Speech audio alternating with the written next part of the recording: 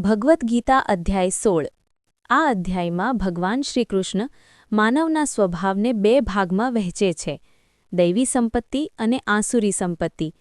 દૈવી ગુણો ભયરહિતતા, શુદ્ધ મન, આત્મસંયમ, સત્યા, દયા, અહિંસા, ક્ષમા, સંતોષ, પરોપકાર, વિનમ્રતા, શ્રદ્ધા, ત્યાગ, શાંતિ અને ઈશ્વર ભક્તિ વગેરે.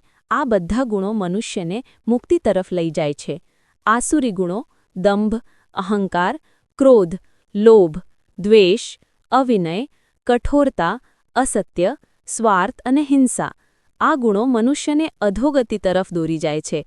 આસુરી સ્વભાવ ધરાવનાર લોકો ઈશ્વર, ધર્મ અને નૈતિકતામાં વિશ્વાસ રાખતા નથી, ખોટા સુખમાં મગ્ન રહે છે, પોતાને સર્વશક્તિશાળી માનીને અહંકાર રાખે છે. આવા લોકો જન્મ-મરણના ચક્રમાં ફસાઈ રહે છે.